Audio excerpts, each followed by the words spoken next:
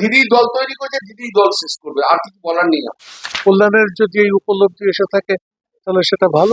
একা মমতা ব্যানার্জি থাকবে, আর কেউ থাকবে না। কল্যাণ বন্দ্যোপাধ্যায় মমতা বন্দ্যোপাধ্যায়কে ছেড়ে যাবেন না।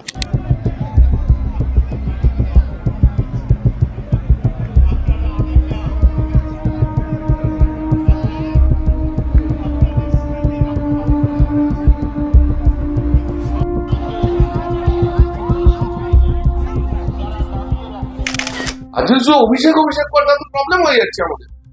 আমি ওই 80 জনের মতো আর 20 জনের মতো নয়। দিদি যদি এখনো না বুঝতে চায় তাহলে দিদি দল তৈরি করেছে, দিদি দল শেষ করবে, আর কিছু বলার নেই। আমার কোথাও মনে হয়েছিল দল পরিচালনা সেই ক্ষমতা এবং দলের প্রতি নজর দেওয়া, এর থেকে তিনি সম্পূর্ণভাবে সরে যাচ্ছেন। আইপ্যাকের নিয়ন্ত্রণে সম্পূর্ণভাবে দল চলে যাচ্ছে এবং আইপ্যাকের মাথার ওপর ছিল অভিষেক ব্যানার্জি। পরবর্তীকালে এটা ক্রমশ প্রকাশ্য হয়ে ওঠে যে আইপ্যাক কত বড় ক্ষতি করেছে, এবং এখন এরকমও শোনা যায় যে আইপ্যাক নাকি শেষ দিকে সম্পূর্ণভাবে বিজেপির প্রতি তাদের আনুগত্যতে চলে গিয়েছে। তাই সব মিলিয়ে একটা বড় ক্ষতি হয়ে গিয়েছে। এখন সকলেই এটা উপলব্ধি করতে পারছে। কল্যাণের যদি এই উপলব্ধি এসে থাকে তাহলে সেটা ভালো। কল্যাণ কেন করছে, কল্যাণ বলতে পারবে নিশ্চয়ই কল্যাণে কোনো প্রবলেম হচ্ছে, কারণ কল্যাণ তো আর পাগল নয়, একজন সিনিয়র অ্যাডভোকেট। কিন্তু ওটা অন্য পার্টি, অন্য দল, এই ব্যাপারে আমার কিছু আপনারা তো ছিলেন, আপনারা তো কিছুদিন আগে ওই দলকে বলে থেকে নেমে গেছেন রেগে, এবং সেটা ভাইরাল হয়েছে।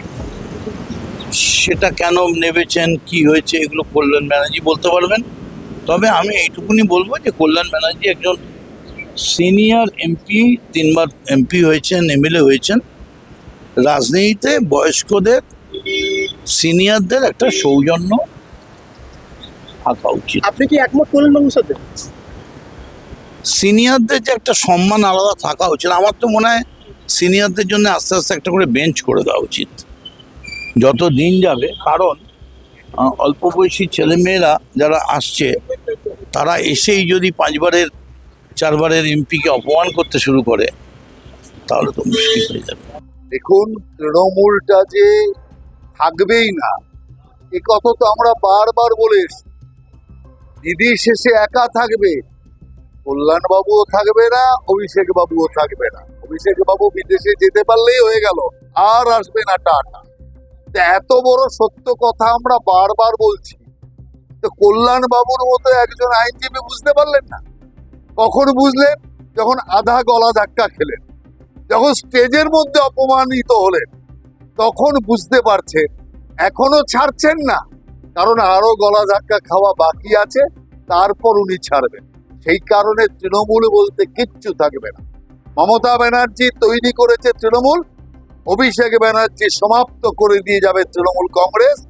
একা মমতা ব্যানার্জি থাকবে, আর কেউ থাকবে না। এটাই তৃণমূল কংগ্রেসের ভবিষ্যৎ। আজকে কল্যাণদার কিছু কিছু বক্তব্য নিয়ে আপনাদের সেগুলো দেখাবার অনেক সময় আছে। আমি আপনাদের বলি, কল্যাণদা একজন সিনিয়র সাংসদ, বিশিষ্ট আইনজীবী, মমতা বন্দ্যোপাধ্যায়ের দীর্ঘ দিনের সৈনিক। কল্যাণদার বক্তব্যের উপর আমি বাড়তি কোনো কথা বলবো না। কল্যাণদা কিন্তু একটা কথা বলেছেন, বাকিটা ওনার কখনো কোনো জায়গায় কোনো বক্তব্য, কোনো কিছু মনে হলে, আর যারা মমতা দি আর কল্যাণদার মধ্যে ঢুকতে চাইবে কোনো একটা দুটো সংলাপ নিয়ে, অকারণ ঢুকছেন। 2 দিন বাদে দেখবেন কল্যাণ বন্দ্যোপাধ্যায় মমতা বন্দ্যোপাধ্যায়ের পাশেই আছেন। একটা সাদা কাগজ দিন, সাদা কাগজ কেউ দিন, আমি সই করে দিচ্ছি। কল্যাণ বন্দ্যোপাধ্যায় মমতা বন্দ্যোপাধ্যায়কে ছেড়ে যাবেন না। ফালতু 2-1 মুহূর্তের কোনো বক্তব্য নিয়ে আপনারা কথা বলছেন। কল্যাণ বন্দ্যোপাধ্যায়ের যে আজকে প্রেস মিট, যেটা নিয়ে আপনারা যে লাইনগুলো আপনারা আমায় বলবেন না, কল্যাণ বন্দ্যোপাধ্যায় কি বলেছেন, আমার কোনো আপত্তি থাকলে আমি দলেই বলবো, আমি দলের সৈনিক, আমি দল ছেড়ে যাব না। 2, কল্যাণ বন্দ্যোপাধ্যায় আর একটা কথা বলেছেন, ওই 60 জন আর 20 জনের মধ্যে আমাকে ধরবেন না, অর্থাৎ বেঈমানদের মধ্যে আমাকে ধরবেন না। ফলে বাকি কল্যাণদার কোনো উক্তি নিয়ে কোনো মন্তব্য করবো না। কোন তাৎক্ষণিকতা, একজন পুরনো সৈনিক সিনিয়র মানুষ কি বলেছেন, তার বাইরে বলা ঠিক হয়েছে কি ঠিক হয়নি, এগুলো সব ঘরের সমস্যা। এর সঙ্গে তৃণমূল কংগ্রেস মমতাদির নেতৃত্বে গতকাল যে বিপুল জনসমর্থন, কর্মী সমর্থন মমতা বন্দ্যোপাধ্যায়ের প্রতি যারা দেখিয়েছেন, তার মধ্যে কল্যাণ বন্দ্যোপাধ্যায়ও অন্যতম। ফলে কোনো কিন্তু নেই, বাকিটা আপনারা দেখুন। আমি আবার বলছি, কল্যাণদার কোনো পৃথক বক্তব্যের একটা শব্দ আমি তার পরিপ্রেক্ষিতে কথা বলবো না।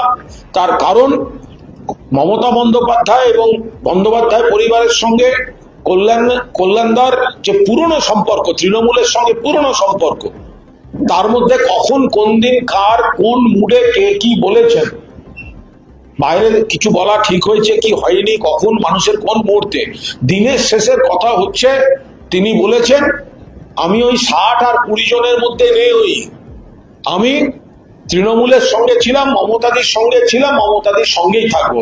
এবার আপনারা এক একটা লাইন খুঁজে যতই আমায় তুলে বলবেন, আমার উত্তর একটাই বেরোবে।